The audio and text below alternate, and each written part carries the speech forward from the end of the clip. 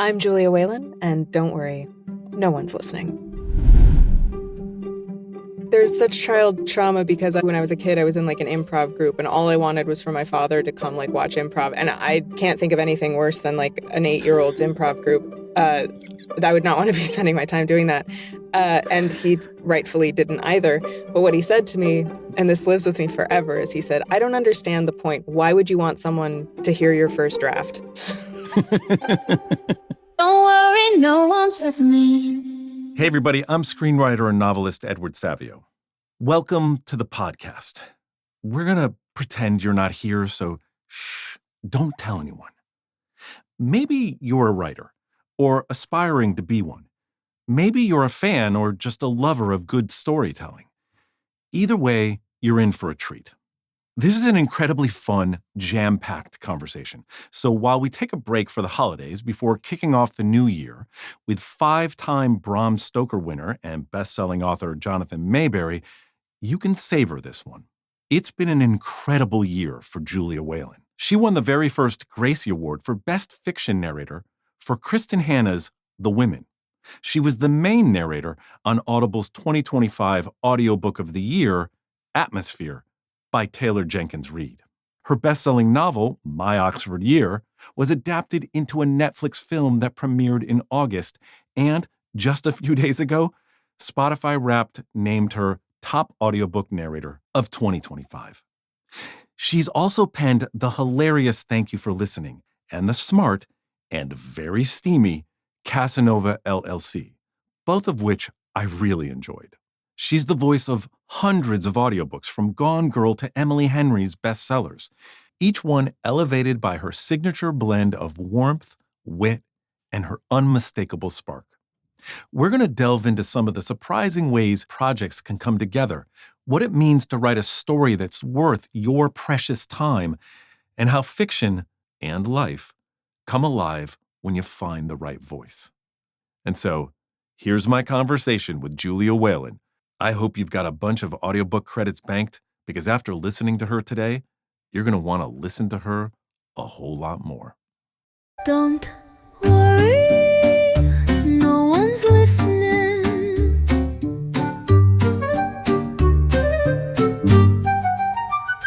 Julia, thank you for joining me. Thank you. I'm so inspired. And remember, we can say whatever we want because no one's listening. I love that. I love really that. do. It's so much better when no one listens. It's so much better when no one's listening. It really is. In fact, I'm going to put a pillow over my stomach because my stomach is growling. And even though no one's listening, I feel like we could dampen that a little bit. We could for just you and me. For just you that's and me. it. Yeah, exactly. Because it'll make me hungry. Yeah. So I was telling you before we began that I was going to say a few things about why this could run long, because there's so many things I'm excited to talk to you about. And you are probably the most surprising person that I've interviewed so far, because I discovered you backward as a writer. Okay. I knew you through your narrating work. I was on an Emily Henry kick.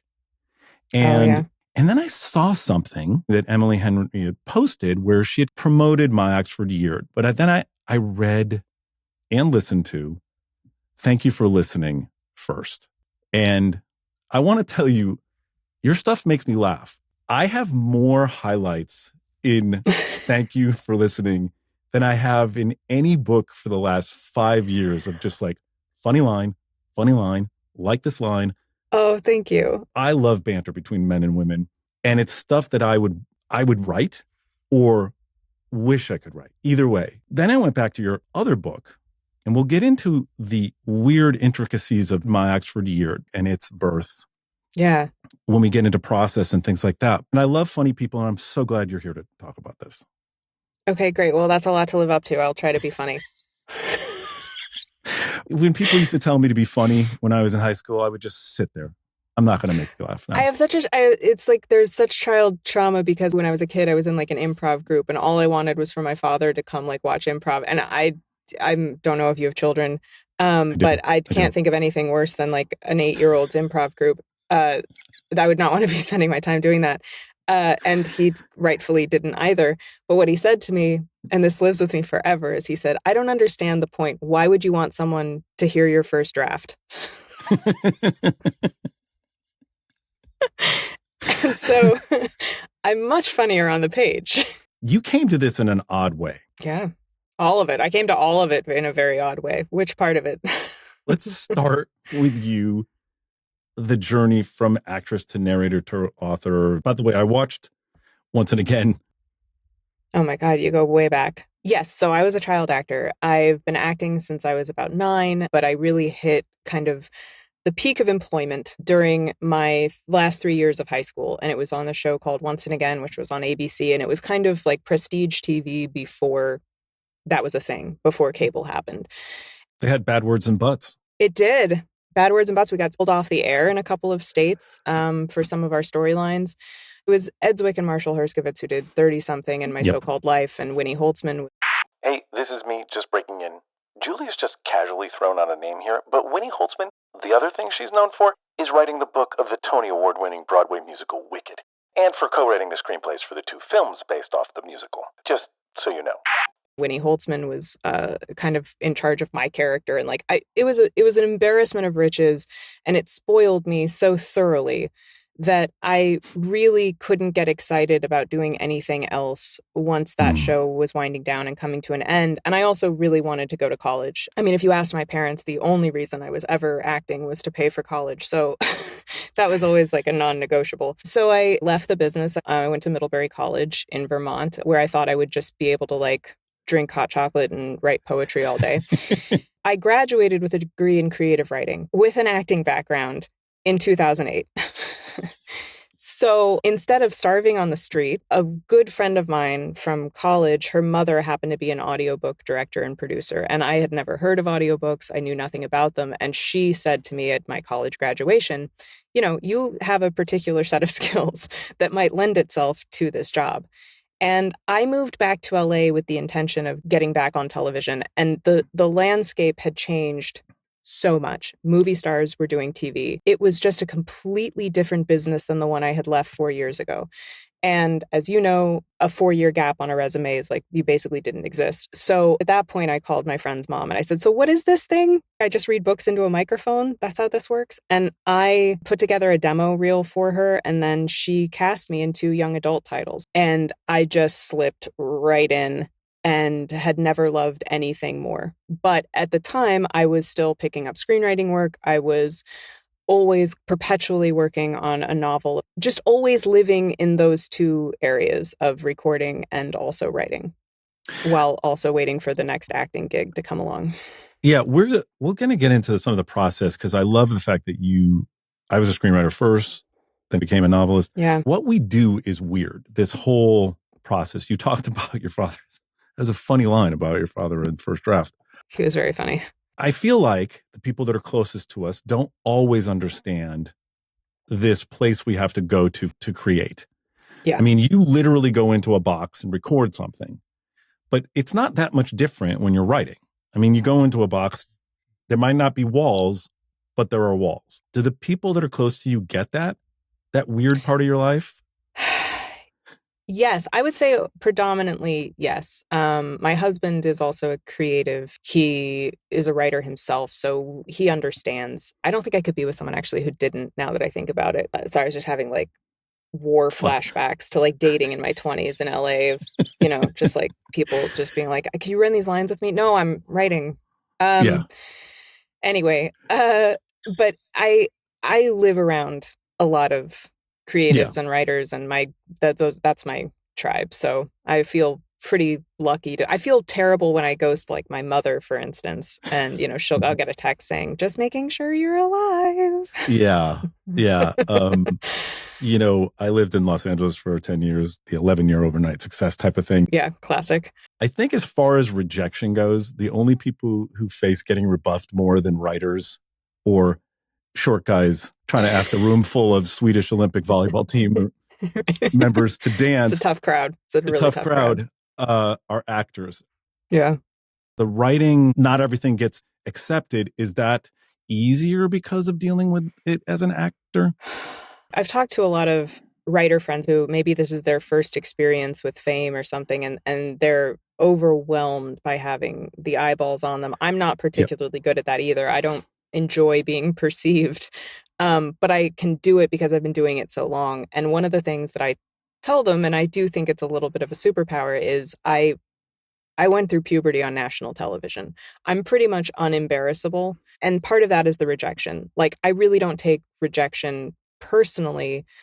I think doing the two things together actually helped me a lot because as you have so little control as an actor. Very little. Like, the only control you have is saying no.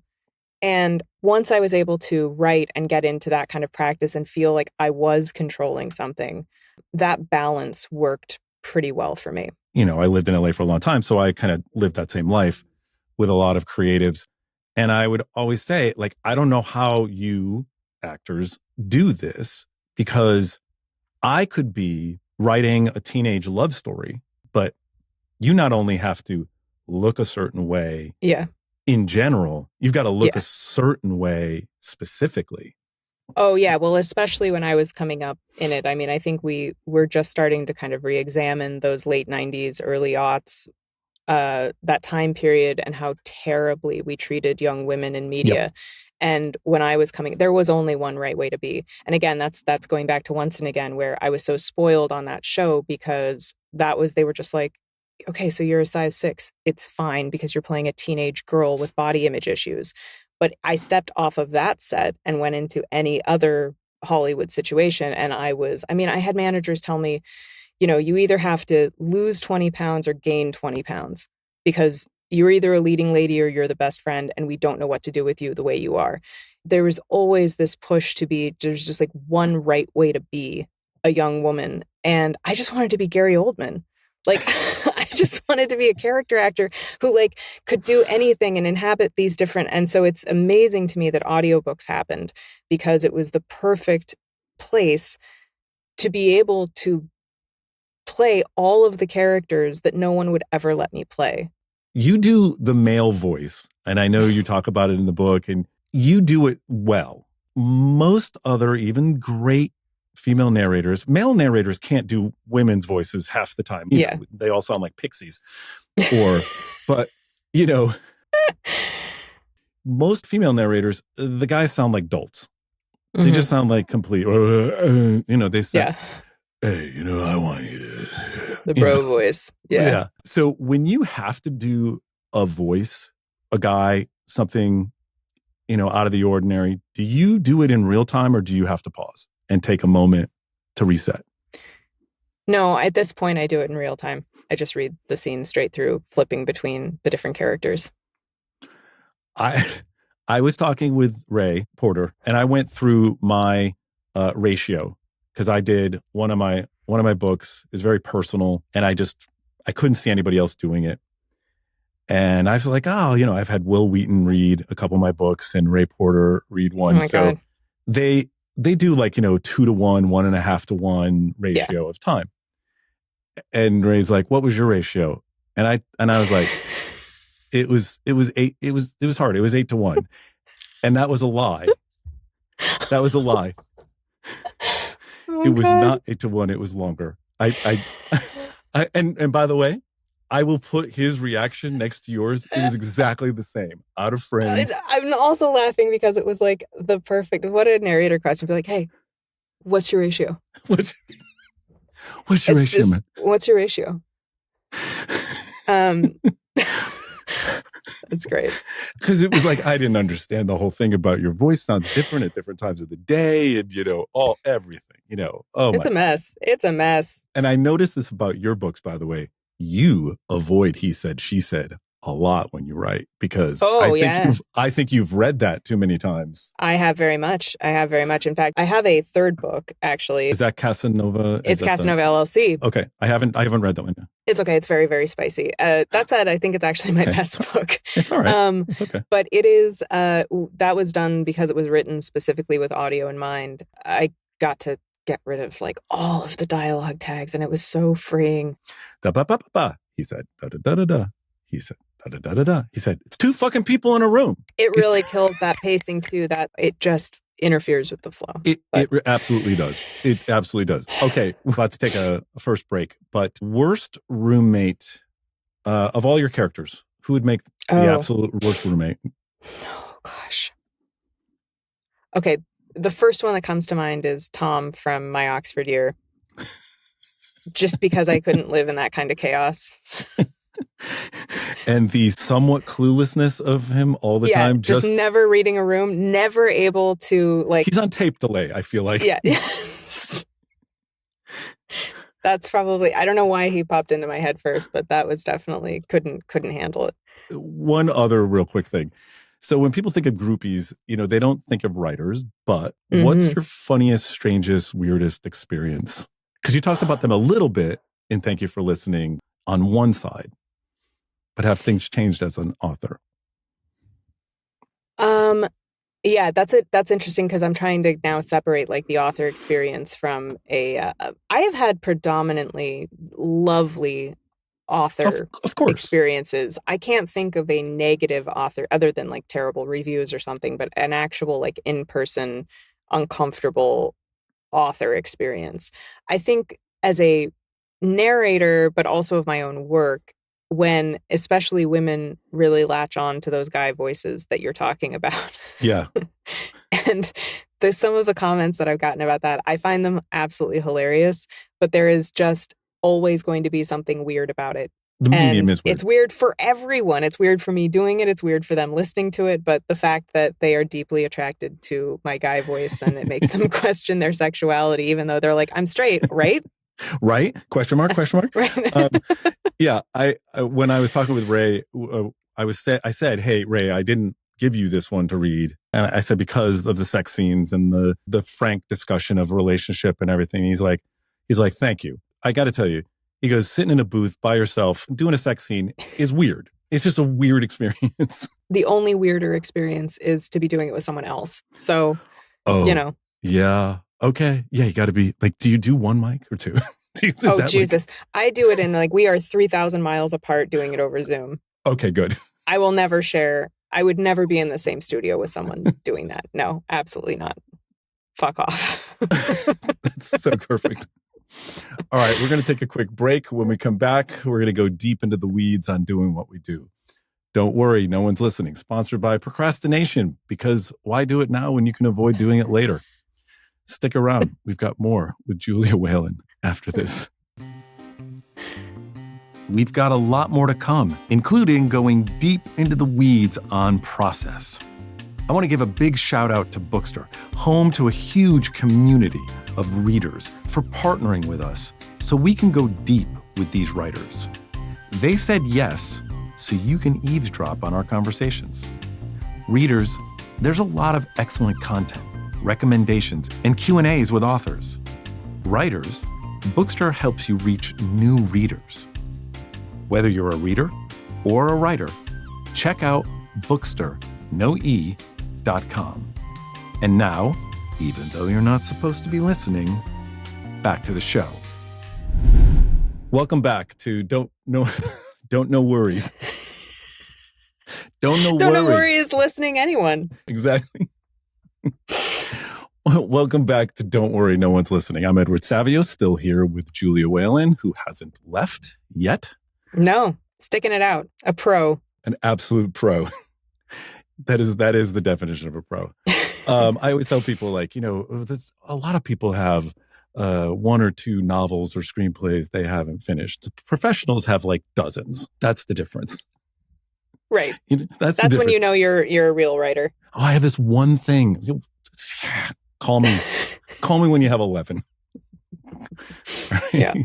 So let's get deep into the weeds on this process of writing and the creativity itself. I have my own weird process, and sometimes I overwrite in the beginning and rewrite and don't let myself get the first draft as shit. Mantra, done. What is your writing process? Take me through it. Oh, yeah. So far, each book has been different. I do find that as the actual habit or practice goes, I have to do it first thing in the morning. It's not my best time. Like I would love to start writing around noon and work until 5 or 6, but like I'm not a full-time writer. So the only time that really works for me is I wake up, I don't look at email or social media. I do nothing. I just go right into the book and I write until I burn myself out. Because if I write past 4 or 5 hours, it's absolutely going to end up getting deleted the next day. So that's the basic process. And that started with my Oxford year because I was still recording like 70 books a year when I was writing that book. And I had to have the morning writing time. I was waking up at like 4 to write and then would spend the rest of the day in the booth. That's just how that kind of habit layered in. I write in Word, although I've started writing in Google Docs because I just find it's easier to have on the fly anywhere I need to be. I tried Scrivener and I actually found Scrivener to be very helpful for just organizing notes and the whole project, but writing in it does not work for my brain. I agree. I will create characters in Scrivener and, have my research in there, but I use Ulysses, which is like a markdown. I've never heard of it. It's markdown and it's like really light. So I can do it on the phone. I can do it on the iPad. I can do it on the computer. Anywhere I am, it's live. And then it outputs to Word before I have to hand it on. I don't have to think about formatting. The other thing that I use Aeon Timeline, and especially for sci-fi stuff, because I write both mainstream and sci-fi. You were talking about the different times of day that you write. I am not a morning person. When you're doing the audiobook, is there a prime time for your voice? That's the problem, is like, it's not the morning. I wish it were the morning, but my voice needs to warm up for at least a couple of hours before I get in the booth. And especially just like I record out of my house and there's always like gardeners in the neighborhood in the morning. And so the only good time to record is in the afternoon and early evening. So therefore, I have to write in the morning. Although like the giftiest gift I give myself is when I sit down to start a new project. I don't schedule an audiobook for 6 weeks or something. So it's just full immersion in that book. And oh God, so beautiful.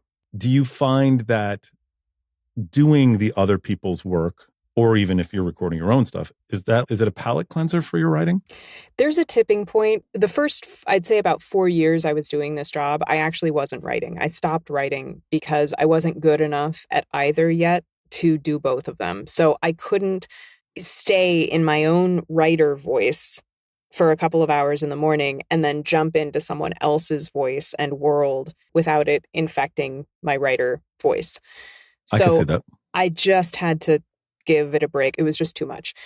If I can get a first draft, because I actually don't enjoy that, if I can get through that, and then when I get into edits, if I can start recording, it's like perfect because I can see how other people are building their books and I can like look at, see, someone actually did finish. It is possible. You'll get there. You will finish this. So that's a really good balance. I don't mind that. But when I'm drafting and trying to find the voice of the book, I really don't want to be in other people's voices. I could understand that because I've been on a reading jag lately, which I want people to read or listen to books. I think either way, you're doing your brain a cleansing thing. I am much happier. I can't read right at the beginning of a project because I need to be finding my voice. Once I'm in there, and my favorite part about writing is rewriting and rewriting and rewriting and rewriting and rewriting. I can do that. Precisely. When I'm doing that, a trick that a professor taught me in college, which she was so right about this, I read poetry when I'm drafting because it's fun with language. It's playing around with language and it's making me feel things. And like, that's what I want. I want those sparks of just like, oh God, that was beautiful. I don't want narrative. I agree. Like some people are like, why would you put yourself through Shakespeare? I'm like, dude, it's fucking music. It's music. Yeah. And it's so different than what we do. It was meant to be heard. It wasn't meant to be read. It was not meant to be read. It was meant to be performed.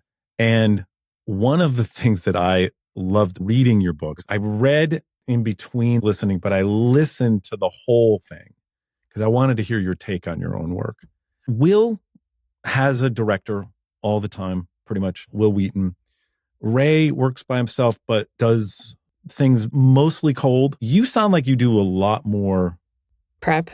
When I'm listening to you, it doesn't feel like you're acting. And I also feel like the same thing happened with my stuff with Will and Ray. It's elevated my writing.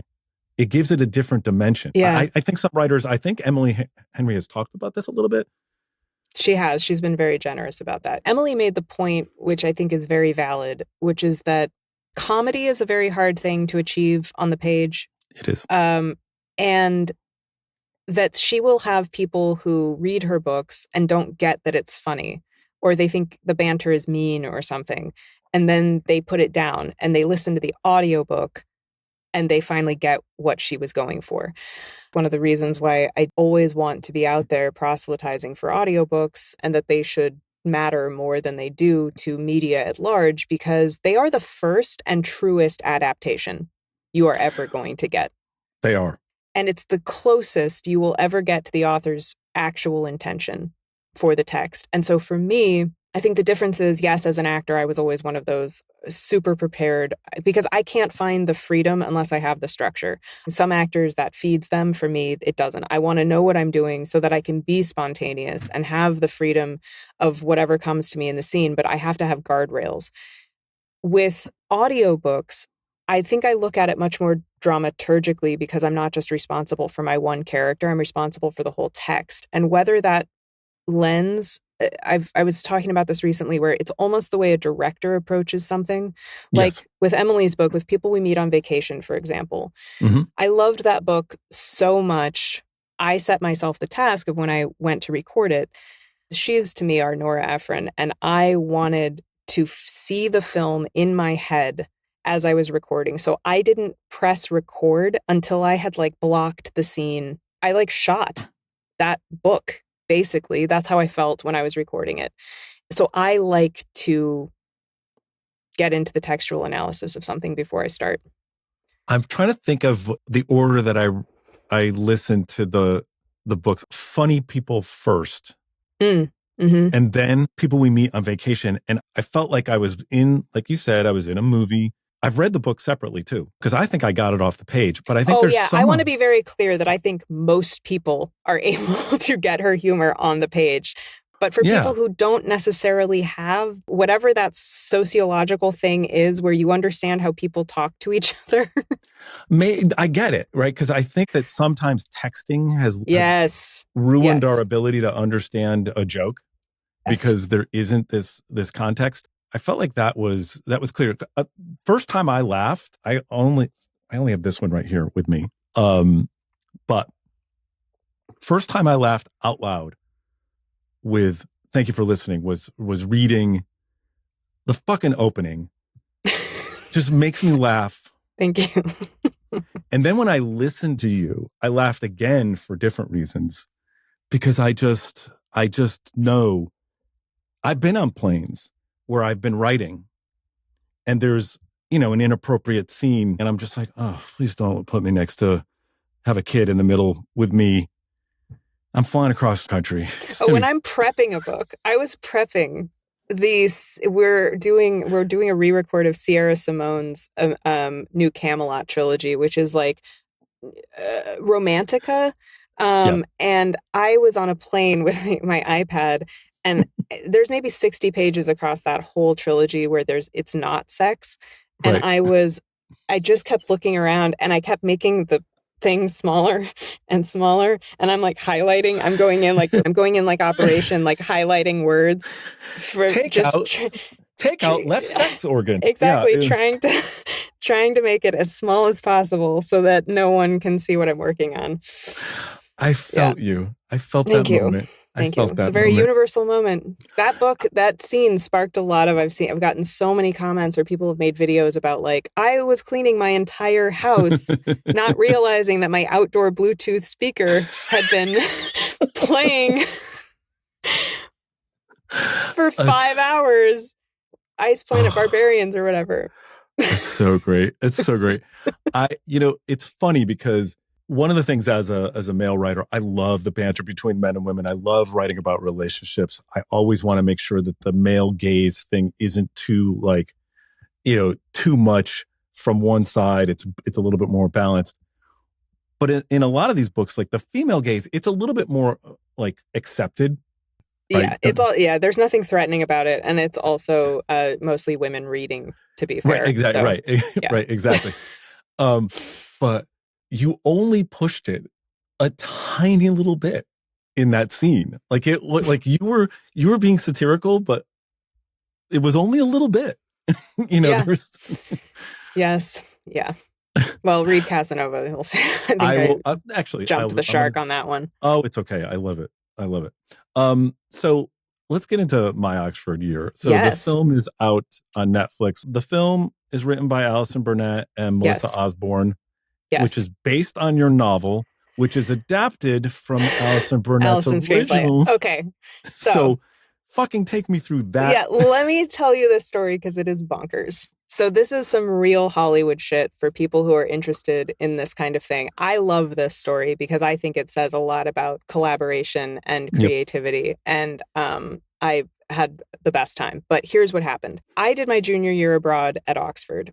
I was a matriculated student at Lincoln College doing that. So I'm technically an alum of Oxford. Came back to LA after college, and I was doing some light volunteer copy editing for the Oxford Alum Association in Los Angeles. It was run by this woman. She was incredible. She was everything you would think she was. She was like 90 years old and had been like a war photographer. All right. And, so anyway, oh my God, Julia. She was incredible. So she got an email from the president of Screen Gems, Clint Culpepper, who sent an email saying, I am looking for screenwriters who went to Oxford. And she said, I want to have an event. And I said, or you could just give the email to me. And she was like, no, we should have a luncheon. There were like 6 of us. And we read these scenes out loud for other alums and for Clint. And everyone was having a really good time. I partnered with a friend of mine who also went to Oxford, Medini Griffiths. And we didn't know what we were writing. We just wrote a scene. We got an email after that from Clint saying, I think I want you to do a rewrite on this project. And we were like, can you explain what this project is? You had no idea. Because we don't know what we're stabbing at. Medini writes like kind of dark psycho thriller stuff. And then here I am with like my rom-com-y thing. So like, who cares? We were just like, we want this job. Marty Bowen at Temple Hill, who also went to Oxford his junior year, had always wanted to do love story set at Oxford. He went to Allison. Allison wrote the screenplay. Marty took it to Clint at Screen Gems because they had done some Nicholas Sparks adaptations together, I think. And Clint said, I really like this. It was a melodrama. He's like, what if this were a rom-com? So he hired 2 rom-com writers to come in and like they created the gaggle of friends and but then they got to the end where in the original draft, Jamie had died. And they were like, not our job anymore. We're done. So by the time Medni and I came in to work on this screenplay, it was, I think like 150 pages with no third act kind of situation. And we were meant to just come in and like fix the things that were wrong about Oxford. It was just like an Oxford polish. We were also the first women who had written on the thing. Clint just for some reason really, really trusted us and what we wanted to bring to it. So we worked on a draft of that screenplay for about a year and a half. And through that process, I got to know the Temple Hill guys really well. And they knew all of the things that I wanted to change about the screenplay, but they wouldn't let me. And we ended up getting a cast attached. It was in pre-production. For the longest time, they were doing the best adaptations in town. It was a very logical next step that they would start to create these books. Yeah. They said, do you think there's a book here? And I was like, oh God, nothing has ever wanted to be a book more. Okay, we're going to go try to find a writer. And I was like, wait, hang on. I was like, my day job is books. Let me write you a sample and see how it goes. And long story short, I got the job. And then I had to write it so fast because the movie was moving forward. By the time I got the book together, a draft together, we sold it to HarperCollins. The movie kind of fell apart. The book came out, and then it was set up with another UK financier, and then that fell apart, and it was set up over here, and then that fell apart, and then we had COVID, and then we had the strikes, and like it is finally happening. But this whole thing has been 12 years. 2013 was when we were first hired to work on the screenplay. That's crazy because I feel like, your voice is so strong here. Obviously, underlying storyline came from that whole thing, but it's the same voice. Yes. Yeah. That's in, Thank You for Listening. Yeah, no, I mean, this is what I mean by when you ask what my process is, I don't honestly know because each book has been different. The process with my Oxford year was because I'd worked so long on the screenplay, I knew where the bodies were buried. Yep. Essentially. Like I knew what actually never really worked, even if it passed muster with everyone else. And even if it was fine and they were moving forward with it, I knew this doesn't actually work. I had a checklist of things that I knew I definitely needed to change for the book. But then there was this whole other exploration process in the writing of it of like, this one little thing, this is actually not enough to support an entire book. As you need 3 legs, right? To the tension and the drama of a story. And we were missing that. And so the writing process was this kind of excavation of the story that was there while also building out a world so it felt way more complete than a screenplay can obviously essentially be. Yeah, because, I came from screenwriting first, and I would write longish screenplays.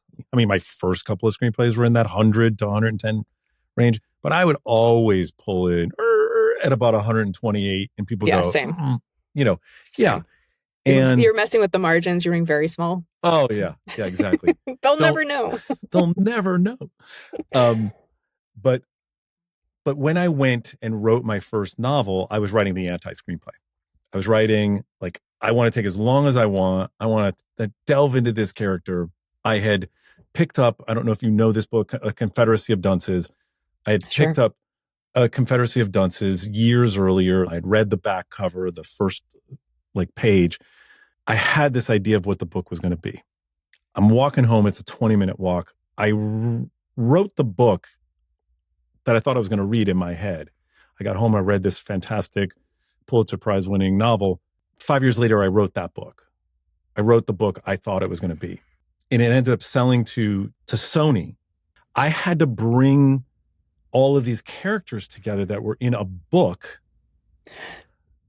into something that's 120 minutes long. When you're going the opposite way, it's kind of the opposite thing where I think most movies would be a 70 to 75 page book. Like, you know what I mean? If you didn't hang that's why novellas are so much better fodder for adaptation. And Hollywood just skips over them. But you look at the things that are very successful. Brokeback Mountain was a short story. Like there's just too much. I just want to ask you a couple things. So writer's block? No, don't have it. Good. Do you just go on to something else or just doesn't happen? If it's a specific scene, then I'm skipping the scene and I just am like, I'll come back to it. But I always have a why for why I'm writing something. There's something that's driving me. So if I can't figure out the what, I'll come back to it. But I've got the why. I'm never sitting there being like, why should this exist? That's a really good thing. Worst writing advice you've ever gotten? Honestly, writing advice. Like, I'm very anti-writing advice because I don't like prescriptive things. I think write every day is actually kind of harmful because what is writing? Like, sometimes that's taking a walk and you're doing back processing stuff. You're not actually putting words on the page. So I think it's anything that's prescriptive is honestly just so unhelpful. I agree with that. 1% of writing is actually putting words on the page. Most unexpected turn your career has taken? There have been a lot. For me, becoming a novelist, because I just thought I was going to be a writer, maybe a director. And so for me, a novelist, that was my thing. That was a big surprise. Audiobooks came out of nowhere, to be perfectly honest. Like that was just the thing that came along to pay the bills.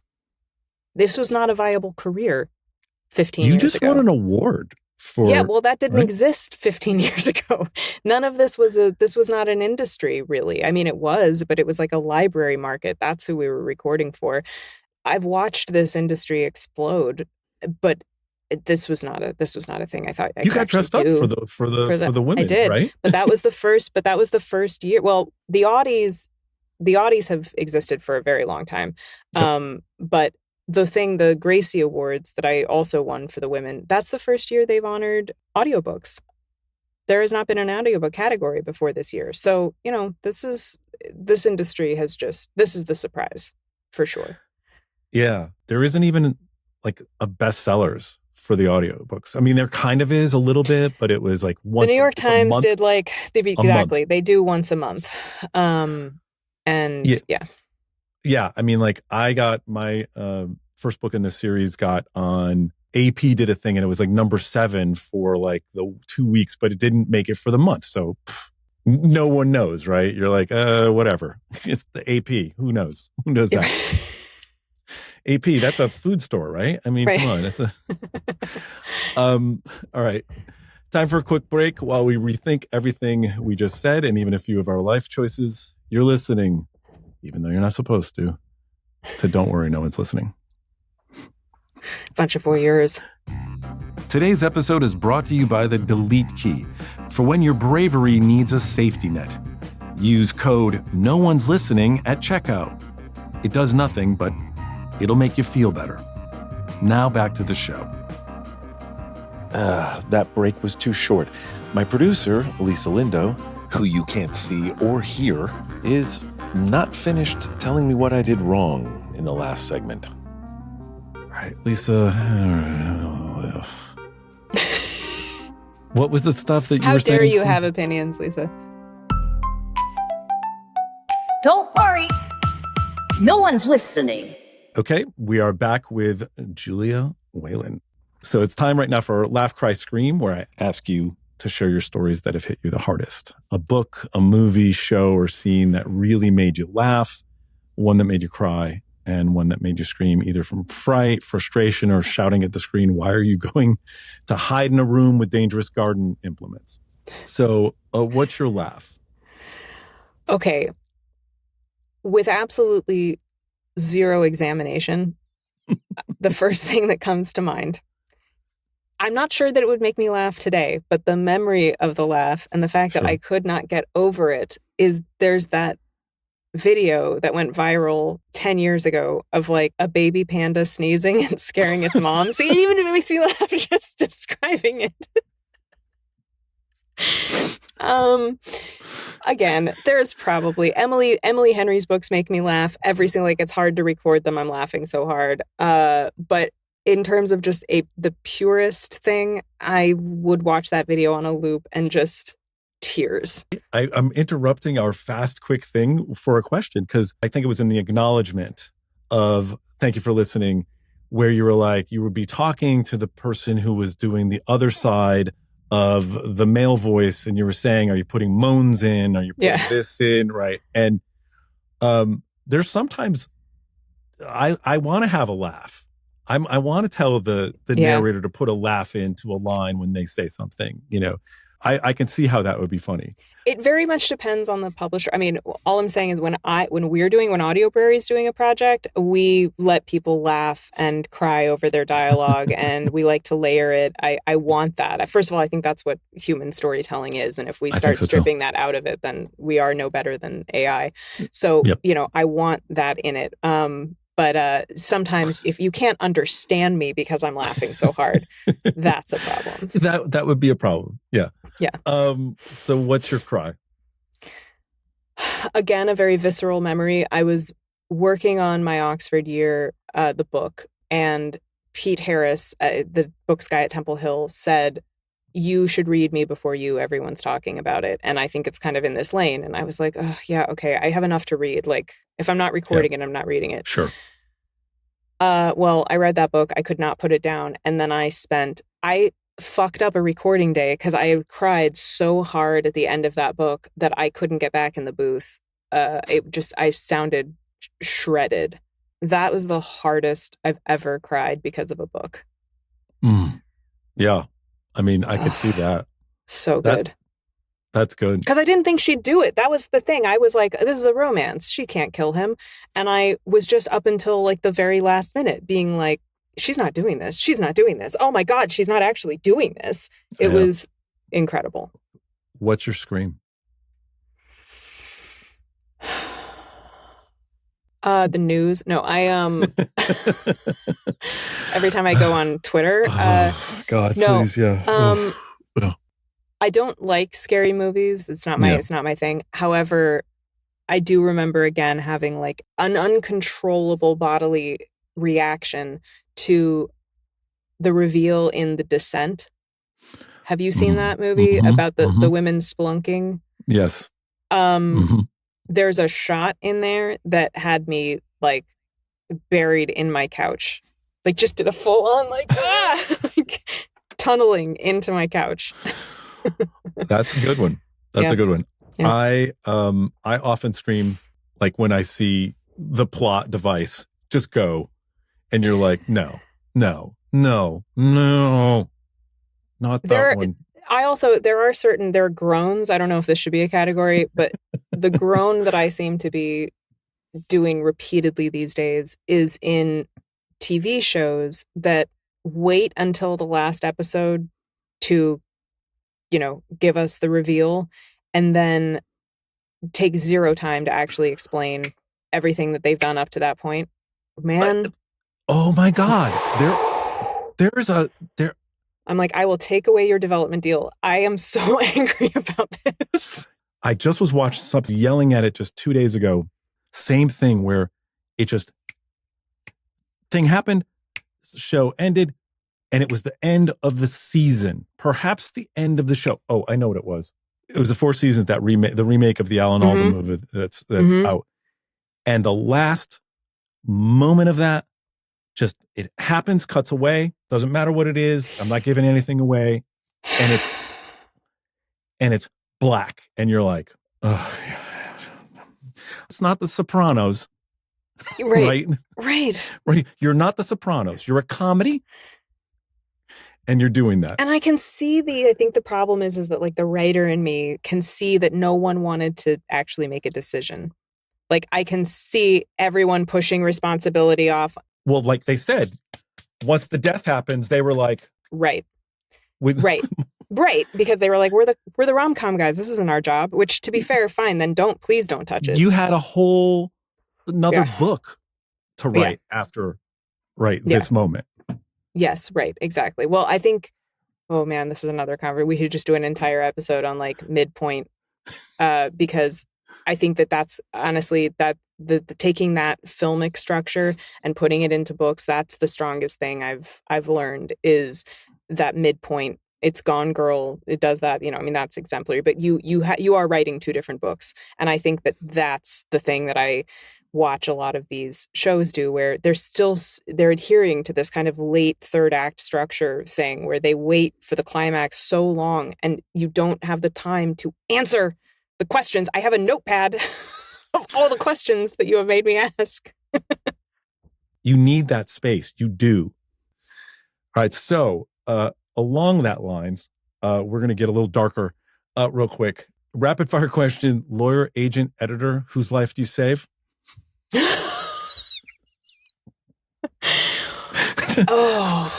It's just oh my God. It's a tough one. Makes people sweat. That is a really tough question. I gotta go with the agent, because the agent can get me the other ones. There you go. After reading something you've written, has anyone in your life ever worried you might be going through something? Well, everyone knew with my Oxford year, because I was coming off of, because this is not really, it's not a big part of the screenplay. Like so much of the book was me dealing with my grief around my father's sudden death, and then caretaking for my grandfather and step grandmother for 3 years after that. So I didn't even have time to grieve my father because I went into like caretaker mode. And literally the contract to write my Oxford year, the book, came through 2 hours after my grandfather died. And it was like, okay, still don't have time to grieve. I'll just write instead. And so much of that book is processing everything that I did not really have time to process. The difference between sudden and unexpected death, and then protracted illness and death. And I think there's like no hiding from that's what that book is about for me.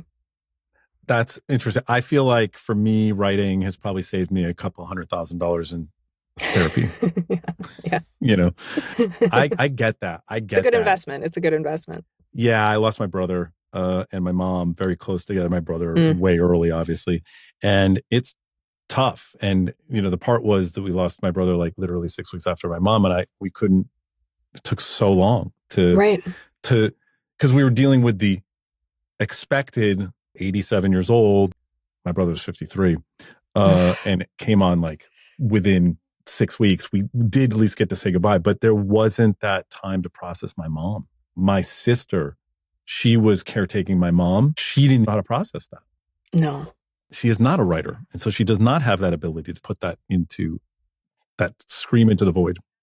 No, and that's why I think it's this artesian well of material, though, where like I'm thinking about what the next project is going to be, and I feel like I want to keep going back to that, because that is the stuff that no one really knows how to process, and we're all dealing with all of this for the first time, always.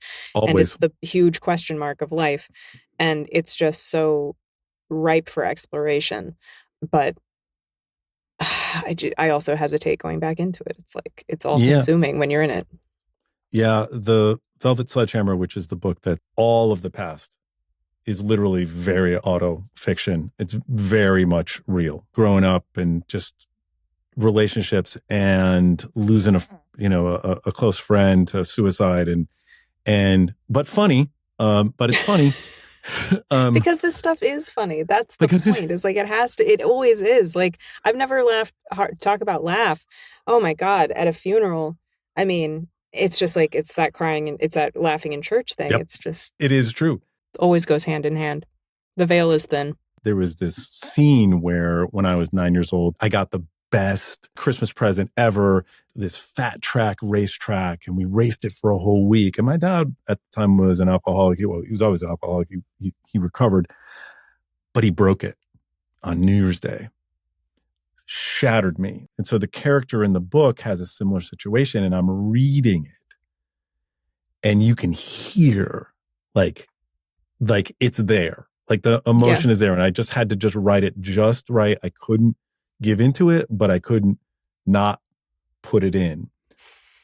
There was one scene in now that I'm thinking about that with my Oxford year, there was one scene, it's the scene where Ella actually has to confront, she's like, I never really saw my dad's body. And I forget exactly because I only looked at it like twice. And then when I recorded it and I was done, but I knew I had to have that scene where she realizes that what she's avoiding with Jamie is just because of the hurt from her dad. And I knew that scene had to happen, and it's only like a page. And I avoided it for like a week. And I finally went to my husband and I was like, can you just draft this? Like, what needs to happen in this scene. Can you just get the words on the page for me? And then I'll have that distance where I'm editing and I can go in and just make it exactly how it should be and walk and get out of it. But it was at that point, it was like, it was too close. It was so close. I couldn't do it. One of the things that I struggle with a little bit is letting myself get to that vulnerable point where I go down that deepness. And it's whenever I do, it always brings out the best writing. Yeah. But man, there is a cost. That's the bitch of it. There's a cost to it. Julia, what's something that you never get asked that you wish you did in interviews?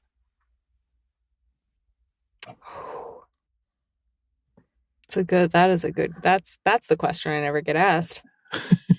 And thank you for listening. I specifically, when you asked if someone could tell if you were going through something, people that I knew in my Hollywood years, when they read "Thank you for listening," they were like, "Did you get it out of your system? Like, do you feel better?" Because I'm not very kind to Hollywood in that book. And part of it is that was a turning point for me in even understanding what that book was about. Like I said, I always have a very, very strong why when I'm writing, but sometimes it takes me a while to get to that. I don't want to just write a story just to write a story. It's like, why am I writing this story? And I wanted to write about that lack of control that actors have over their life. And at the time when Me Too was going on was right around the time that I was trying to figure out what my next book was going to be. And I didn't want to write a Me Too story, Sure.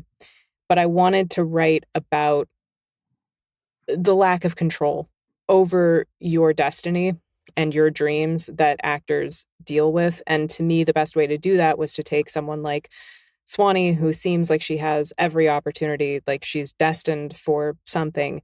And then through no fault of her own, it's just taken away from her. And that seemed like an easier thing to tackle than the way that these things often happen in Hollywood, which is just one bad decision after the other and a kind of just like slippery slope. Yeah. Yeah. I get it.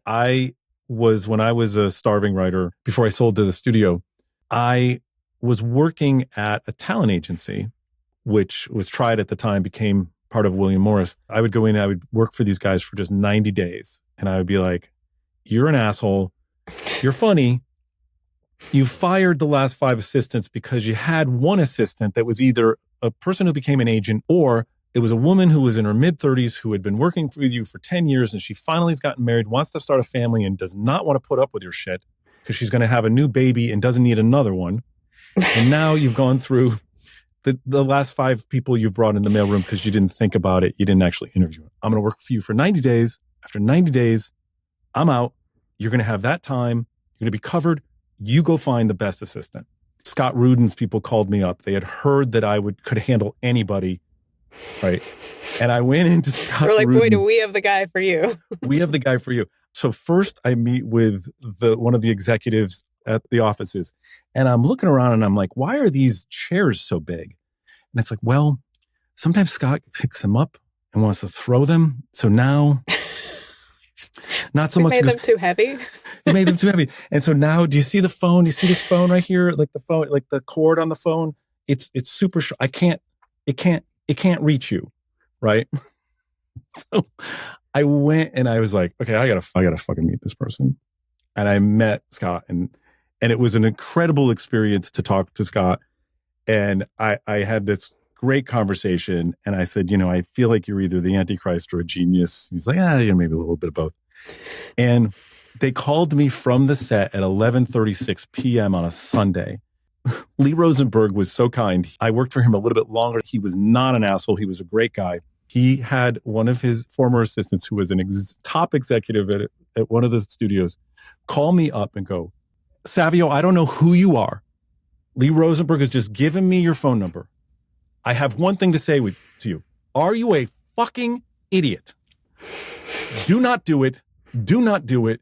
Do not do it. And so when I heard about this stuff, I was like, I've walked in on people, inappropriate things happening, in offices and shit like that, where people are getting parts, and it's a real thing, and it's hard. It really is. And I think part of my own processing, because I was already pretty much like, I'm done with on camera. A tipping point for me was, I had always told myself, if I don't feel at least momentum happening again by the time I'm 30, I'm going to reevaluate where my energy is going. And literally, I had booked a pilot, and it was everything I'd wanted. It was a recurring guest star, so I didn't have to sign a 6-year contract, network TV, great producers, great role. It was everything I had been working for since I graduated to get back to that. Found out it didn't get picked up on my 30th birthday. And I was like, okay, well, that's a little on the nose. But it's a little on the nose. Yeah. But that gave me the kind of I'm going to just focus on something else. And so then by the time Me Too was coming around, I didn't realize how much I hadn't processed. And I also knew that we could never meet the cultural moment in the discussions that actually had to happen. Yeah. We were never going to have the right conversations around this, because as much as everything that happened was horrible, and that we picked up this rock and saw what was crawling underneath, there are so many more people I know, myself included, who said no. And what's the fallout from that? Exactly. And that is the thing that it brought up so much anger for me of all of the pressure I always had to do nudity and saying no, and then having an agent drop me because I kept saying no, and the opportunities that I would have been cast in if I had said yes. And I would have a very different career, all because of everything being coming down to these very sexualized decisions that just were red lines for me. And why did they exist in the first place? And I just had so much anger that I had to process. Like, so I don't get to do the thing that I have been working at doing since I was 9 because some, executive just wants to jerk off to the dailies or something. Like, what is going on? And I had so much to process around that. I get that. See, I feel the same way about, in a non-sexual way, about the abusive side, because I didn't take that job. And there were only 2 things that happened to people that worked for Scott Rudin as an assistant. They either literally disappeared off the face of the earth because they were destroyed, or they became successful. And I said, no, if that had been a normal person, I would have gone in there. I would have killed that fucking job. He would have then looked at my writing stuff. I would have had a much better, a different experience. I did have great sales with the studios, but I would have had a different experience. And I think about that all the time when Me Too came about. This is the other side of that abuse, and it's more pernicious, and it's harder to fix. Yes, exactly. It's why it was not going to change. Like, convene whatever committees you want to convene and get rid of the people who you caught and pretend that we cleaned that up. It is pernicious. It is such a part of the industry. And that's what I meant by, I didn't want to just tell that reductive story, or there's one bad actor, right? If it hadn't been for this one lecherous producer, she would have had a career. That's not really how it works. No. Yeah. It's this slow grinding down of autonomy. I mean, every time I would go into an audition, I finally took my academic resume off my resume because I had one guy, a director, looked at my resume. He was like, oh, magna cum laude. Okay. Rhodes Scholar finalist. Okay. Interesting. And he turns to his producer and he goes, she's going to have opinions. And I was like, can't be in these rooms anymore. Wow. I'm taking my academic resume off my resume. And I felt like I was going undercover. Yeah. See, this is why the writing part, you have more control. You really do. Publishing is a dumpster fire, but creatively speaking, you actually have control over what gets put on that. Yeah. So if you couldn't do these things you do, what would be the job you'd be incredibly unsuitably a part of if you couldn't do this? Oh, I think about that all the time. I would be teaching because I tutored for many, many years, and I do now writing classes occasionally, and it just makes me happy. Moving into this next phase of my own career by having my own audio publishing company and trying to fix parts of the industry that I don't like. Mm-hmm. And again, taking that control and saying, I'm tired of asking other people to fix things. Let me just see if I can try to fix them in my little corner. And that really is satisfying all of the things that we're taught. It's satisfying the editorial part of me because something comes in a raw form. I'll work with the author. It's satisfying the creative part of me where even if I'm not recording it, having my hands on something else that someone else is recording, fixing the problems is really activating me. Feeling like I'm actually doing something and not just sitting in my money box recording other people's books. That's kind of what I needed at this point in my career is to feel like I was doing something. Hollywood is beyond me. I can't fix Hollywood. I only dip a toe into it when I absolutely have to. But this, I actually feel like it's worth a shot. I understand it enough to do it. So that part of it has been satisfying. That's very cool because I think there is a bit of a dumpster fire in publishing. Yeah, it's a problem. It's a mess. And it's a dinosaur. And it's unfortunately, it's not able to react as fast as the world is moving. And I do feel publishing by and large, unlike Hollywood, publishing by and large is made up of very smart, very creative, well-intentioned, good people. Yep. But it is suffering the same corporatization that we're seeing in Hollywood too. I agree. All right. We're going to take a quick break. We're going to pause the plot and maybe pause the snack as well. Don't worry. No one's listening.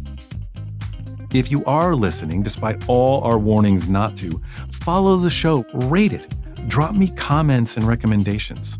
I read them very slowly. I can be reached pretty much on all social media at Edward Savio, except, strangely, Facebook, where I'm at Edward Savio Writer. Lisa should be just about wrapping up giving her notes. So let's get back to more with Julia Whelan. Don't worry, no one's listening. Okay, still us, still talking, still somehow allowed by authorities to do this. So far. This is Don't Worry, No One's Listening. That's pretty much why, because no one's listening. Exactly. So they're not onto you. They're not. We are so under the radar. So the thing I want to know most about you, right?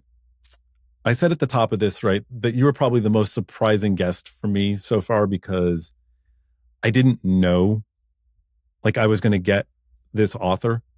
Like I already liked you. I already knew of you, but I was surprised when I found those books.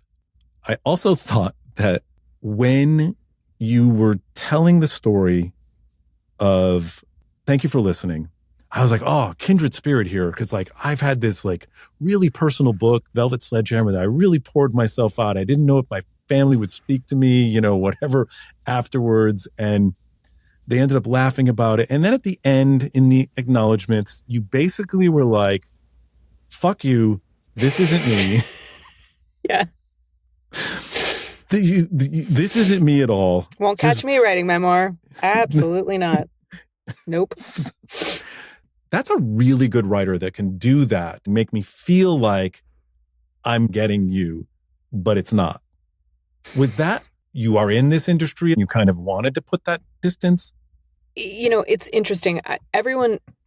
I think people think my Oxford year is a memoir too, by the way. My is a really tough one. It's the first person in the title. I had someone comment recently on a Facebook post about the movie saying, is it weird to see someone playing you? And I'm like, oh no, I thought we finally cleared this up. Anyway, but yeah, so with Thank You, I knew I wanted to write a rom-com in the audiobook space. I was going to do it as a screenplay, and then the rom-com screenplay market dried up. Over those years, a decade of kind of thinking about what this story could be, I knew I didn't want it to be me, but I wanted to have an actress who was doing this now and maybe wasn't all that happy about it. And why? Why was she doing it? And I actually salvaged Swanee from a YA novel I had been working on. And so I brought that character over into this, aged her up, and it felt right. But Thank You for Listening was built. I think I'm proud of that book, mostly because it's a feat of engineering. Like other writers read that book and they're like, oh man, like what you did with structure, because I started out just saying, what are all of the possible tropes that I could cram into this thing and how can I spin them?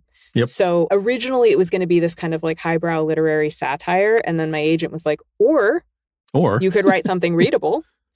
And I went, because I'd just done this thing with like my Oxford year was out, it was in a certain lane. And I was like, well, while I'm here, I should stay in this kind of contemporary rom-com-y thing. And so I just, once I kind of had the story though worked out and what I wanted to say about it, I did my best to put as much daylight between me and the main character. I still think, people obviously assume it's about me. They assume Nick is a certain one person, if not many people. I'm pretty sure no one thinks Casanova is a memoir, but we'll see. We'll see. Yeah. What I like, though, is you would play with the trope of even the sex scene. Yeah. There's a moment and a time and a place, and it's absolutely great when it works. But there's also a moment that brings comedy and tension when you short circuit the moment. And I was like, okay, I'm prepared to listen to a little bit of this. And I was like, oh, you just twisted on me. It made me go, okay, now I really want to hear what happens next. I really did enjoy that one. This is literally just a list of the highlights. Just the highlights in Thank You for Listening. What is this one? Oh, is there anything you can't get a man to do? Commit. Yeah. It was really funny because on the iPad, it was on the next page. So it was. So Thank you, HarperCollins, giving me the assist. That's it was great. really, honestly, that's I was wonderful. like, boom. Oh, okay. That's funny. Love the gift from the formatting gods. It was very good. So how do you balance the comedy for you with the seriousness? I always want things to be funnier, but I know a lot of times, that's not what's right for the story. And I have to sacrifice. Some people, they have trouble being funny. It's harder. I mean, funny's hard. Let's not be. Yeah, it's hard. Yeah. It's fucking hard. But how do you feel the balance is for you? I'm just one of those people. I like bitter with my sweet. I can't do this is why I was never like a comedy writer. I only like the comedy that comes out of the built-in relationships, or the I only like comedy that comes out of trauma. So even in my Oxford year, that book is a romp for the first half of it. All of a sudden. Right. So like we'll punch. see how that ended up. I mean, I really liked Melissa's latest draft of it. I'm excited to see how it works, because I do know that in the reverse adaptation process, in turning it into a book, finding that balance was, and that's a hard thing to gut check on yourself. Like, that's where having external eyes, my editor, the books guy at Temple Hill, Pete, my husband, like having people outside of my head being able to say, like, no, this balance is working. This is happening, is very helpful, because it's a hard call. Yeah, my kids are my toughest readers. They're early 20s, mid 20s. I'm so over your shit. So over your shit. Oh, well, this is literally when my youngest was 15 or so. I'd written this, it was the first in this series, Alexander X. It's about, there's 4,000-year-old people, a couple of hundred of them. What would they do if they couldn't be famous anymore in our world? But it's a story from this kid's point of view, right?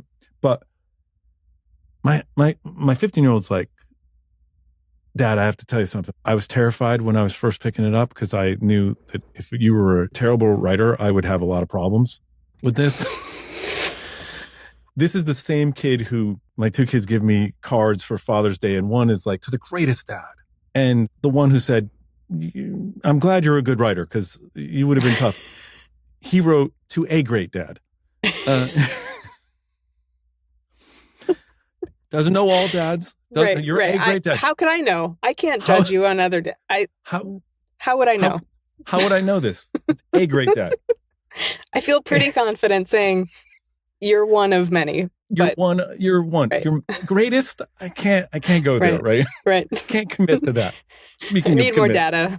Need more data. And so, but my oldest will say, here's where you need to put a funnier line. Here's where you need to put a funnier line. So, it's good. It's good to have that. It is good to have that. Research rabbit holes. Yeah, Oxford, a lot of the medical stuff required a lot of research, but otherwise the Oxford stuff was clear to me. Same with Thank You for Listening. Not a lot of research into that one. It's just my life. I got very into the weeds on Casanova, actually, about I'm curious now. Venetian architecture. Okay. How the layout of a palazzo and what exactly is what it entails. So welcome to my life. Yeah. Yeah. So I mean, it's very I want to write historical. That's actually what I always thought I would be writing. I was a history minor in college. That's the thing that really activates me. I love it so much. And I also know that it's a stupid trap for me. It's like such an obvious trap that I will just always be that person who's like, I can't start writing yet because I need to do more research. So because these characters are older and the lead character, whose first person point of view is 1500 years, he can talk to us about, and there's no time travel, but he can talk to us about stuff 400 or 500 years ago when he was still like, see, he would, in my hands, he would never shut up. He would be talking all the time. The entire book would be a monologue. It is. There's moments where I'm just like, people have gone back. Like, I've gotten feedback from readers and they've gone, I had to stop reading, stop listening to Will speaking and go Google what you said, because that doesn't seem like it's true in history. It's like, oh, it fucking is. Oh, no. Trust me. No. Trust me. I've done the research. No, July 4th is not Independence Day. Even John Adams said, this huge speech. It's like July 2nd will be remembered in infamy, forevermore as our independence. It was just, they did a slight recopy of it on July 4th. They passed it on July 2nd. Washington, not the first president of the United States. He's the 10th. We had a whole other constitution where we had yearly presidents before. And it was so bad. That's actually a funny character. I think a funny character would be someone who gets angry at how wrong the modern interpretation of history is. Like every time someone says that and he just rolls his eyes like, you think you know George Washington. George Washington was a hack. Would be. That's exactly. This character, Alexander, he's taking a history test and he has to answer the questions. And he's like, if I answer them correctly, I'll fail. Right? See, that's great. That's fantastic. So he does go on rants a bit, and it's fun to do that. You don't seem yet to have something that the FBI is looking for you at, but I had to go. I was going to say my search history is pretty reasonable. Casanova, once again, it's about a gigolo. That I could be on some watch list, but I think I'm okay. It's very funny. I found this quote. I was reading Demon Copperhead, and then I went back and I was rereading David Copperfield. And in the beginning, in the preface, there's this quote. It would concern the reader little to know how sorrowfully the pen is laid down at the close of a 2 years imaginative task, or how an author feels as if he were dismissing some portion of himself into the shadowy world when a crowd of the creatures of his brain are going from him forever. Oof. Like when Swanee was done. It's a good point because I'm never more anxious or uncomfortable than when a book launches. Like the 2 weeks leading up to launch and then the launch, I feel like I'm an open nerve just walking around. And I think part of that is just relinquishing the control to the reader now. Like, I'm done. I'm stepping out of this process. This is for you now. And I don't find that when I was, promoting TV or audio, but like, I'm okay when I'm promoting a project that is not mine. When it's mine, there's a slight distance between you. Yeah. Is it the same when you're doing a book you've narrated? Is it that distance is good enough? Yeah, I'm fine. Yes, that's fine. I mean, I don't, which is why I will often promote things above and beyond what the author is doing, because I know for them how uncomfortable it is, and it's not uncomfortable for me. So I'll be out there screaming that everyone needs to read their book. There's a certain casualness too, I think, also with like social media, where people just feel like they have some kind of line to you and they're able to just say and it's like, I feel like this is the interaction. The interaction is, I spent 2 years writing this thing for a faceless reader, and then you get to have it, and we don't have to talk about it. Like, that's for you. Because I wasn't writing it. Because I wasn't writing it for you. I'll be the first one to tell someone, like, if a book isn't resonating with you, put it down. Why would you waste your untold number of minutes on this earth reading something that is not touching you? Try it again in a month. Like, that's the magic of books, is it's all about timing.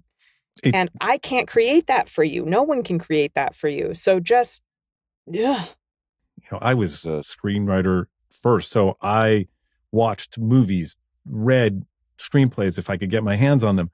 I didn't read books as much until later. I mean, not the kind of books that I want to write. But sometimes reading those books afterwards, you're like, they touch you completely differently. Like, yes. Trying to read, Steinbeck. Well, first of all, no one, anyone who is listening should just never read Of Mice and Men. Honestly, it's not Steinbeck's best work. It's not. Cannery Row. That's a funny book. It's amazing. It's touching. Tortilla Flat, amazing, touching. Thank you, by the way, to Christopher Moore for reminding me to take a look at Tortilla Flat when he came on. But you're right. This personal relationship with the audience, they're creating in their own head what it is. And like I thought with Thank You for Listening, I'm like, oh, she's really bearing her soul. No, she's just a fucking good writer. You know, you're making me feel these things. So what's the most surprising thing you've learned about yourself through the process? Of writing? Like, for you, it's tough. I would say writing normally, but for you, it could be either of them. Any of them? Since you have so many. I don't know. I think, okay, this is not really an answer to this question, but it's coming at it sideways, which is that because there are so many things and it's all part of this kind of, I would say, this storytelling tree, it's very hard now to read without having a narrator brain engaged or the writer brain engaged. As much as I love music and I would love to write a song and learn how to do that, I don't want to know how to do it because it is the one piece of art that can still move me because I don't understand how it's made. And it's just magic. I want to stay ignorant. That didn't really answer the question. What have I learned about myself other than I have learned that I don't want to know music. I need a sense of, I want to maintain a sense of wonder, and I want to still be able to be moved by things even when I know how they work. And that's the battle. I think looking at the world with that funny eye and seeing the ridiculous thing, like driving down the road, there's a stop sign and then underneath there's a no stopping sign on it, right? Like no stopping anytime. And the person was just so lazy. They didn't put it on two things. So it's stop, no stopping anytime. So you see story everywhere. That's right. Part of the problem. So how can people follow you if you want them to? Yeah, obviously, as I've just said, don't talk to me about my books. I am most active, I would say, on Instagram, just Julia Whelan. I occasionally give TikTok a whirl. I Irish goodbye Twitter. At this point, I have consolidated my mailing list with the Audiobrary one, which is my company. So go there and sign up for our newsletter. We don't send out a lot. We only send out when there's news. That's where to go. So I'm the worst at getting off the phone. My kids make fun of me. No, you say bye. You say it. No, you say bye. Yeah, exactly. You say bye. I'll start to say goodbye and then begin a whole new conversation, right? They just always make fun of me. So I'm saying goodbye. Okay, noted. But one last thing before we go. You're fucking it up. I'm fucking it up totally. Let's say we're done, right? Wait, you didn't get to my Ray Porter story. Oh, wait. Okay, we're going to back. We're gonna go. By the way, Ray Porter, amazing. Yes, truly, yeah, so a wizard. Tell me more. Let me tell you about my Ray Porter story. It's actually a couple of stories connected. So Ray is the reason I'm an actor. Oh. Let me start there and I'll work my way back. I'll Tarantino this. I was a child who went to the Oregon Shakespeare Festival every summer. That was our family vacation. That's his thing, man. I saw Ray do everything there for a few solid summers in a row in the early to mid 90s, particularly Libet. He had like a 20-minute monologue and I just sat there, just talk about wonder. I just could not get over what I was seeing. And all I wanted to do was do what he did and be at the Shakespeare Festival. And then I just kind of like overshot. And years later, I went into one of my first audiobook mixers and there were like people standing in a corner and someone said, "That's Ray Porter." And I went, "Wait, not the Ray Porter." And they were like, "What the fuck are you talking about?" And I was like, "The actor Ray Porter?" Like it was like George Clooney was in the room.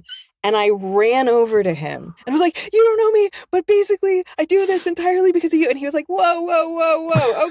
Okay. Like, take me back. What are you talking about?" And I just like dumped everything at his feet and was like, "So basically this is all your fault." Dun, dun, dun.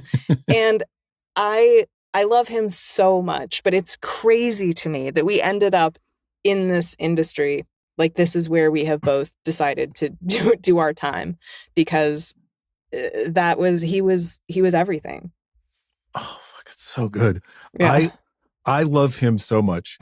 When Will dropped out and wasn't going to be available to do the third book, I was like, who the fuck could I possibly get? It's a hard act to follow.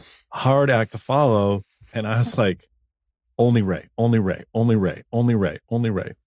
And he fucking knocked it out of the park. It's, you know, there's the opening line in the third book where it says, Paris looks the same as every other place when your fingers are wrapped around someone's throat. And he just fucking killed it. He just killed it. I can see that you say that, and I can hear the ways that line could go wrong. I can hear every possible wrong choice on that line. Oh my God. You know, I mean, I do this. I've done this a couple times on this show where I never said he stole my coat. I was driving home from a girl's house, 16 years old, turn on the radio, and this DJ says, I never said he stole my coat. I never said he stole my coat. I never said he stole my coat. I never said he stole my coat. I never said he stole my coat. I never said he stole my coat. I never said he stole my coat. I wanted to be a writer by then, but that moment went poof, and I went, holy shit, I'm going to write this piece of dialogue. And somebody's not even going to know how to say it. There's going to be this many ways to say this. I mean, you have to make all those choices. It's crazy. Talk about decision fatigue. It really is. It's an exhausting job. And I always feel like an absolute asshole saying that, because it's like, you know, really, is it hard in the minds? Is it hard in the minds? But it is exhausting. It is exhausting. Do you remember 8-1, which was really more 10-1 for me? Yeah. I know how exhausting it is. And it was, every moment of it was so exhausting. So I totally feel for you. I get it. Yeah. But God, Ray Porter, what a legend. What a legend. We've never worked together. Oh. That needs to happen. This is just occurring to me now. That needs to happen. We need to make that happen. Anything else, Ray Porter? Because I'm going to talk to him next week and I'm going to literally play this. He'll be like, who? Watch the other side of it. The other side of it will be him being like, what? Oh, that girl. Oh my God. Yeah. That weirdo, that stalker. Yeah. He'll have the vape. Who? I love that. Oh God. I hope that's the case. We'll see if he just plays it like that. He should. No, he knows me. Yeah, of course. We've taken pictures together at the Audies, and I calmed down. I stopped fangirling every single time I saw him. So now he feels safe with me, which is all part of my secret evil plan. That's how I'm working my way in. So it's a long game. This is what I've wanted when I did this. I love fucking talking to people who are funny and smart and just let it all out, because, how are you doing today? Where do your ideas come from? Fuck you. Let me answer that for you. That's another one that I have. This was at Oxford, okay? When I was there, I got a tutor of mine was like, everyone stop what you're doing. We have to go over to the English faculty right now for a lecture because Philip Pullman is doing a surprise lecture. He just dropped in. And I was like, okay, we're going. So he gives this wonderful, wonderful lecture. And at the end, he opens it up to questions. Girl stands up, American. It's always the Americans. And she goes, hi, I was just wondering, where do you get your ideas from? And I'm just like, oh God, Jesus Christ. And he takes a minute, he's never heard the question before. Oh. He takes a minute and he goes, where do my ideas come from? I don't know, but I can tell you where they come to. They come to my desk, and if I'm not there to receive them, they leave again. And it was talk about writing advice. That's really it. Being open to ideas and just having the ass in the chair. That's the line I gave June French and Thank You for Listening, was basically that story repurposed for her, which was ass in the chair, that's art. By the way, I had a William Goldman / Princess Bride moment where, if you've ever read the Princess Bride, the first part of the book. I haven't. I'm not going to spoil it for you then. Okay. I won't spoil it for you. It's a very short book. You should even just read the first 60 pages because it's like a preface. Okay. I mean, we've established I don't get joy from books anymore. But you will get joy from this. You will get joy from this because it's so, when you get the joke. What was funny is I looked up June French, I looked her up. I was like, I think she's not real because, but just in case. And she wouldn't go away. That's how Casanova happened. I had to write Casanova because she wouldn't go away. Her voice wouldn't go away. And I needed to exercise what it would be like writing as her. And so, That's so good. that's what I did. And then we did a fake podcast interview as June French in bonus materials that we did for it because I love her. I love that. I do. I love that whole thing. So again, we're done. We're sitting around. It's an hour or two from now. We're having a drink. What's the story or the thing you'd end up telling me in an hour or two that you haven't told me so far? Have you heard my Ray Porter story?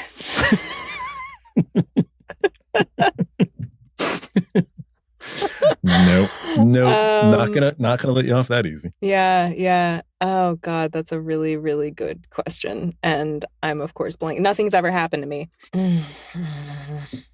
Yeah, I know. Deepest, darkest secret. Oh, it only has to be somewhat dark. I know. I just don't have. I know. I did not live up to the child actor expectations. I don't have like those great stories. Literally, I feel like nothing has happened to me. I live in this booth. All right. Can I tell you what I do? I'll tell you mine. Yeah, please. I went to college with our last vice president as the only white student to pay to go to Howard University undergrad.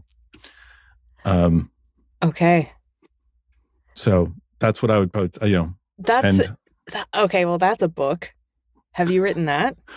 I have not, because it's been actually so like, there's so many places where you could trip up on that one. It is you'd write it anonymously. Oh, you would, there's no way. Yeah, no, but I'm fascinated. Yeah. And I was like, I knew her. I wasn't really good friends with her, but I was really good friends with some of her good friends who are in a sorority. I also know what it's like to be famous because everybody knew my name walking across campus. Yep, totally. I was the white guy. Right. Yeah, Oh my God, I love this. I understand why it is such a minefield, but oh my God, you have to write this. Ray had said this to me too when we talked about this. I got to figure out how to walk that minefield. I think historical would help if you put it in the time period that you were actually, sure. But still, I know. Okay, well, that helped. Good, thank you. You unlocked something because I'll give you a college story of my own. So I was just starting to think about this actually because I might be, the next book I might be working on is actually a Hollywood book. I think I might finally be ready to write some of that. So again, not a memoir. But I was reflecting on this, that one of my castmates, Billy Campbell, who I absolutely adore, and he's just a delightful, delightful human being. So the show is over. I am in Vermont, freshman year, and I'm doing a pretty good job, I think, of being pretty anonymous. Like some kids knew who I was, but most people didn't because the show wasn't that popular with like my age demographic. I get a call from Billy. He's filming in Boston or something, and he's like, I'll come up. And I was like, oh, great. Yeah, please. I'm so lonely. Like, please come up. I want to see you. He ends up rolling in on Halloween, and he ends up getting there at like 9:00 at night. I'm waiting for my dorm phone to ring. That'll date this, so that I like know he's like on campus. And I'm like, I'll come down and get you. So I jog down. I find him in the party. I'm like crying. I'm like, I can't believe you're here. I drag him up into the dorm with me. And the entire hall just goes quiet. And I'm like, oh God, what just happened? I didn't think it was us. And then he's like, I need to go to the bathroom. And as soon as he leaves, some friends turn to me and they're like, is that the Rocketeer? Do you know the Rocketeer? And I realized I had just like outed myself completely accidentally. Like I just didn't think through what I was doing and what I was bringing into this environment. And the Rocketeer. So and what happened after that is like we had a Halloween. He like came with me to like freshman year Halloween, walking around campus, and everyone was like, that's the Rocketeer. But is it, or is it a costume? Is it a costume? Exactly. Is it the Rocketeer going undercover? That's what it could be. When it's you and when you've lived that part of the life, like you just don't think about that stuff. No, I genuinely didn't. I honestly hadn't. And I just, after that, everyone was like, who is this girl? And it didn't occur to me that would be what happened as a result of that. So, See? yeah. That's a good one. Thank you. That's I needed a nudge. Julia, it's been really so great talking with you. Thank you. This has been wonderful. I really love talking to funny, intelligent people, and it's been great. Thank you. Same.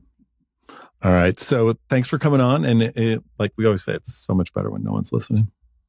Oh, so much better. Look at what we were able to talk about. I mean, look at all that stuff. All right, everybody. We're out. That was awesome. Thank you so much. Don't worry, no one's listening.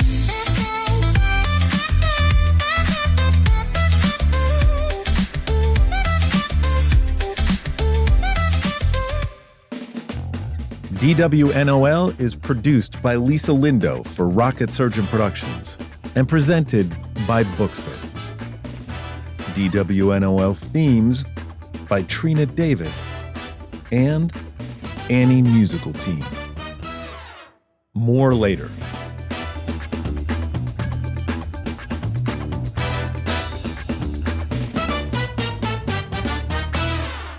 Oh, hey, I forgot. One last thing. Winston Churchill might have said, "If you're going through hell, keep going," which is basically a pep talk for anyone writing chapter 7 and 12 and probably 17 too. I wonder if they forced you to use the Oxford comma at Oxford. I'll have to ask Julia.